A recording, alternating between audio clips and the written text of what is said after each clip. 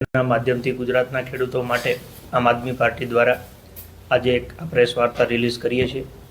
છેલ્લા 30 વર્ષથી આ ગુજરાતમાં ભાજપની સરકાર છે અને એમને ખેડૂતોનું ખૂબ શોષણ કર્યું છે। ખેડૂતોના જીવનમાં સૌથી પહેલી જરૂરિયાત જ્યારે પણ વરસાદ આવે એટલે બિયારણ, તો યોગ્ય પ્રમાણમાં સારી ગુણવત્તાવાળું બિયારણ નથી મળતું। આ ઉપરાંત વાવ્યા પછી ખાતરની જરૂર પડે છે। ખાતર માટે ખેડૂતો આખા ગુજરાતમાં જ્યારે જોઈએ ત્યારે લાઇનમાં ઊભા હોય છે, રઝળતા હોય છે। યોગ્ય પ્રમાણમાં સારી ગુણવત્તાવાળી જંતુનાશક દવાઓ નથી મળતી। આ ઉપરાંત આજે 30 વર્ષના ભાજપના શાસનના અંતે ગુજરાતમાં સિંચાઈનું પૂરતું પાણી નથી મળતું।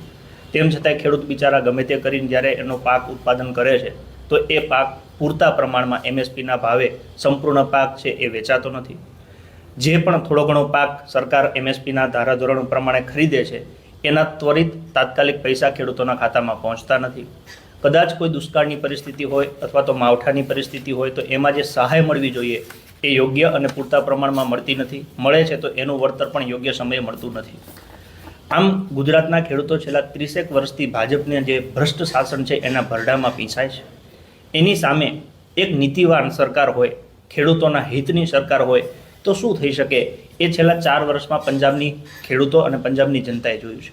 2022માં આમ આદમી પાર્ટીની સરકાર બની પંજાબમાં, તો પંજાબમાં ખેડૂતો માટે સિંચાઈનું જે પાણી છે એ પૂરતું કરવાની પૂરેપૂરી કોશિશ ચાલે છે। 23%માંથી અત્યારે સિંચાઈનો 67% વિસ્તાર આવરી લીધેલો છે। આ ઉપરાંત બીજી જરૂર પડે લાઇટની। ગુજરાતમાં અત્યારે જે પ્રમાણે લાઇટના ધાંધિયા ચાલે છે એની સામે પંજાબમાં તમામ ખેડૂતોને ફ્રીમાં વીજળી આપવામાં આવે છે। ખેડૂતો જે ઉત્પાદન કરે એ સંપૂર્ણ ઉત્પાદન MSPના ભાવે જેટલું પણ આપવા ઈચ્છે એ બધું આપી શકે છે। અને કદાચ કોઈ માવઠું કે દુષ્કાળની પરિસ્થિતિ સર્જાય તો ખેડૂતોને હેક્ટર દીઠ 50,000 રૂપિયાની સહાય આપવામાં આવે છે। જો 4 વર્ષની એક સરકાર કરી શકતી હોય તો ગુજરાતમાં 30 વર્ષથી ભાજપ સરકાર સત્તા ઉપર છે। આમ તો કહેવાય કે 3 એન્જિન કે 5 એન્જિન જો ગ્રામ પંચાયતથી લઈ અને છેક લોકસભા સુધી સંપૂર્ણ સરકાર એમની હોય, તેમ છતાંય આ પ્રશ્નો ઉપર કેમ સમાધાન નથી આવતું। પણ હવે ગુજરાતના ખેડૂતોને અમે આશ્વસ્ત કરીએ છીએ કે તમારા જે એ દુઃખના દિવસો છે એ ધીમે ધીમે હવે દૂર થવાના છે। આમ આદમી પાર્ટી તમારા માટે ભૂતકાળમાં લડી છે, વર્તમાનમાં લડે છે અને ભવિષ્યમાં પણ લડશે। આગામી સમયમાં ગુજરાતના ખેડૂતોને ન્યાય અપાવવા માટે અને ગુજરાતના ખેડૂતોને સમૃદ્ધ બનાવવા માટે આમ આદમી પાર્ટી એક સરસ મજાનું આયોજન કરેલું છે, જેના વિશે અમારા ફ્રન્ટલ પ્રમુખ પ્રવીણભાઈ રામ છે એ ડિટેલમાં માહિતી આપ સમક્ષ શેર કરશે।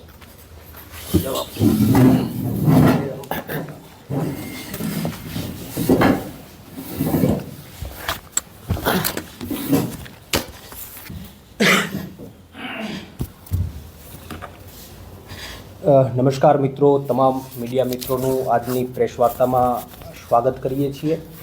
આજની પ્રેસ વાર્તામાં અમારા આમ આદમી પાર્ટીના પ્રદેશ મહામંત્રી ભાઈ શ્રી સાગરભાઈ રબારી અને સામતભાઈ ગઢવી બંનેની ઉપસ્થિતિમાં અમે ખેડૂતો માટેની એક આગામી જે રણનીતિ છે એમની આજે જાહેરાત કરવાના છીએ। ટ્રેડ જે ઇન્ડિયા US ટ્રેડ મામલે જે કે પણ આમ આદમી પાર્ટી ગ્રાઉન્ડ ઉપર લડી રહી છે અને એનાથી જે ખેડૂતો પાયમાલ થવાના છે એને લઈને આમ આદમી પાર્ટીએ ટ્રેડ હટાવો કિસાન બચાવો એક મહાઅભિયાનની જે જાહેરાત કરી છે, 1 મહિના સુધીના મહાઅભિયાનની જાહેરાત કરી છે। તો આ મહાઅભિયાન અંતર્ગત અને સાથે જે હળદર મુકામે ખેડૂતો ઉપર જે દમન થયું, જે ખોટી રીતે જેલવાસ થયો, સાથે અત્યારના જે પ્રવર્તમાન ખેડૂતોના મુદ્દાઓ છે, આ તમામ મુદ્દાઓને લઈને અમે લોકો આવનારા સમયની અંદર એક યાત્રા ગુજરાતની અંદર ખેડૂતો માટે કાઢવા જઈ રહ્યા છે।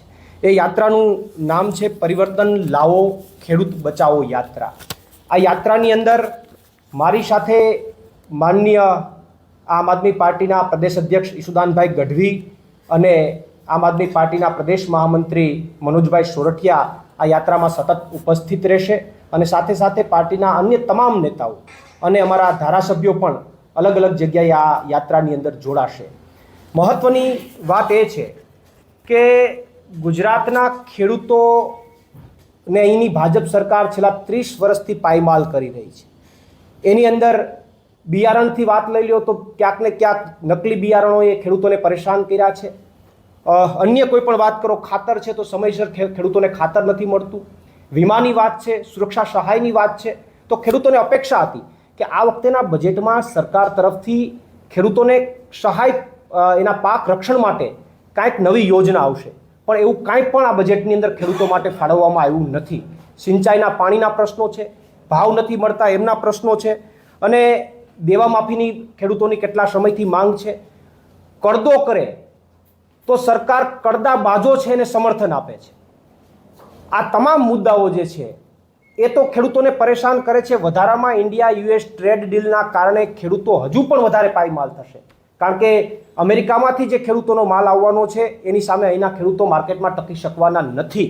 તો આ તમામ પરિસ્થિતિઓ અત્યારે ગુજરાતના ખેડૂતોની સામે ઉપસ્થિત છે. આ ખેડૂતોની માગણીઓ ઉઠાવીએ, એના મુદ્દાઓ ઉઠાવીએ. હમણાં જ તાજેતરમાં આમ આદમી પાર્ટીએ હળદર મુકામે કરદાનો પ્રશ્ન ઉઠાવ્યો ગુજરાતના ખેડૂતોનો. તો આ તમામ માગણીઓ ઉઠાવીએ ખેડૂતો માટે, તો એ માગણીઓનું નિરાકરણ કરવાની જગ્યાએ અહીંની હિટલરશાહી ભાજપ સરકાર એ માગણીઓનું નિરાકરણ કરવાની જગ્યાએ ક્યાંક અને ક્યાંક આપણે બધાએ હળદરમાં જોયું કે ખેડૂતોને ઢોર માર માર્યો, ઘરમાં ઘૂસીને ખેડૂતોને લાઠીચાર્જ કર્યો, આંસુ ગેસના ગોળા ખેડૂતો ઉપર છોડી દીધા. વધુમાં અમારા જેવા અને અન્ય બીજા કેટલા બધા ખેડૂતોને 108 દિવસ સુધી જેલમાં ગોંધી રાખ્યા. આવા અત્યાચાર કરવાનું કામ આ રાજ્યની ભાજપ સરકારે ખેડૂતો ઉપર કર્યું છે. ત્યારે આજરોજ અમે સમગ્ર ગુજરાતના ખેડૂતોના હિત માટે અને ખેડૂતોની માગણીઓને લઈને એક આગામી પ્રોગ્રામ જાહેર કરવા જઈ રહ્યા છીએ. ટ્રેડ હટાવો કિસાન બચાવો મહાઅભિયાન અંતર્ગત એમના એક ભાગરૂપે જ આવનારી 24 તારીખથી એક ખેડૂતો માટેની યાત્રા શરૂ થશે. 108 દિવસની અમારી જેલ બાદ અમે ખેડૂતો માટે ગ્રાઉન્ડ ઉપર ઉતરીશું, ખેડૂતોની વચ્ચે જઈશું, અને 24 તારીખથી સોમનાથથી આ યાત્રાની શરૂઆત થશે અને 8 તારીખ સુધી આ યાત્રા અલગ અલગ વિધાનસભાઓમાં, અલગ અલગ જિલ્લાઓમાં ભ્રમણ કરતી કરતી 8 માર્ચના રોજ ગાંધીનગર પહોંચશે. 8 માર્ચે ગાંધીનગરની અંદર પરિવર્તન લાવો કિસાન બચાવો એક મહાસભાનું આયોજન થશે, જેમાં અરવિંદ કેજરીવાલજી પોતે ઉપસ્થિત રહેવાના છે. આ યાત્રાની અંદર 24 તારીખથી અમે યાત્રાની શરૂઆત સોમનાથ દાદાના મંદિરે ભગવાન સોમનાથ જે છે એમના દર્શન કરી અને આ યાત્રાની અમે 24 તારીખે શરૂઆત કરીશું. મહત્વની વાત એ છે કે 108 દિવસની અમે જેલ ભોગવ્યા બાદ હું ખેડૂતોની વચ્ચે પહેલી વાર જઈ રહ્યો છું. આ યાત્રાના માધ્યમથી ખેડૂતોની વચ્ચે જઈ રહ્યો છું.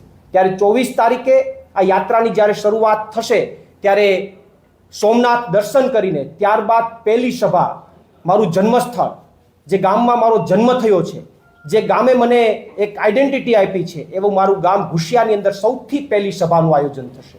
અને ત્યાંથી હું મારા માતા પિતાના ચરણના સ્પર્શ કરી અને આ યાત્રાની શરૂઆત કરીશ અને આ યાત્રામાં જોડાઈશ અને ગુજરાતના તમામ ખેડૂતો સુધી આ યાત્રા મારફત ખેડૂતો પાસે પહોંચી અને એમની સમસ્યાઓને ઉઠાવવાનો પ્રયત્ન કરીશ.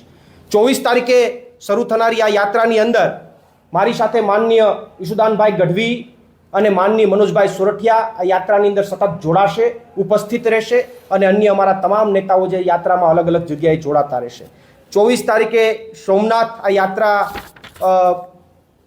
સોમનાથથી તાલાળા જશે અને તાલાળાથી માંગરોળ જશે. 25 તારીખે આ યાત્રા જે છે એ કેશોદ અને જેતપુર પહોંચશે.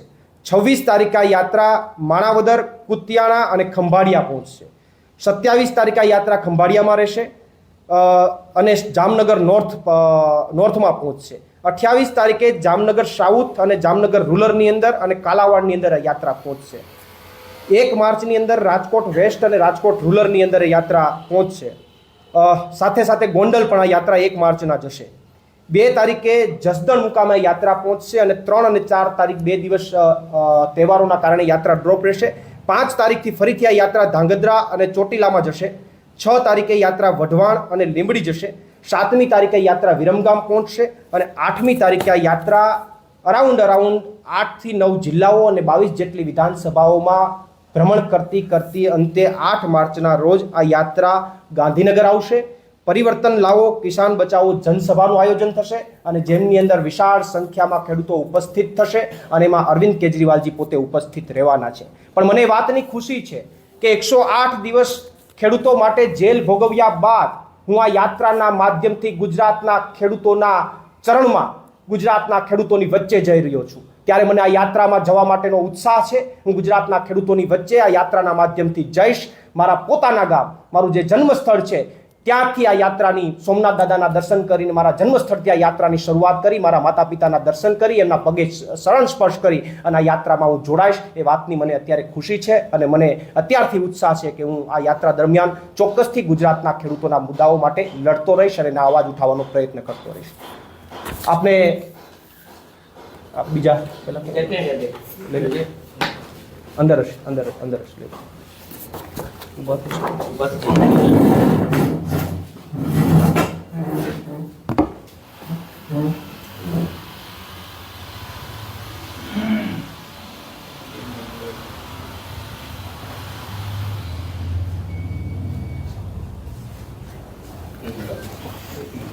ઓકે.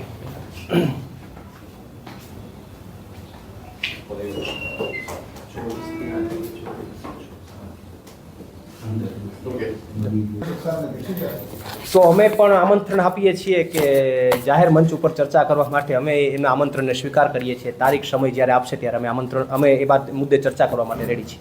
તમે આપણે જણાવ્યું કે તમે ગામે ગામ જશો, આ ખેડૂતો જોડે આ બધા મુદ્દે કેટલું નુકસાન છે જાણો છો. પણ બીજી બાજુ જોવા જઈએ તો રાજુ કરપડા પણ હવે મિટિંગો કરી રહ્યા છે, તો એનાથી શું ફરક પડશે? ના જુઓ, એ મિટિંગ કરી રહ્યા છે તો હું તો એવું માનું છું કે ખેડૂતો માટે જે કંઈ પણ થાય એ સારી વાત છે. ખેડૂતો માટે થવું જોઈએ. 24 તારીખે યાત્રા શરૂ થશે. એ પદયાત્રા છે, કાર યાત્રા છે, બાઇક યાત્રા છે, શું છે? ના, કાર યાત્રા છે 24 તારીખે. જી, અન્ય કંઈ?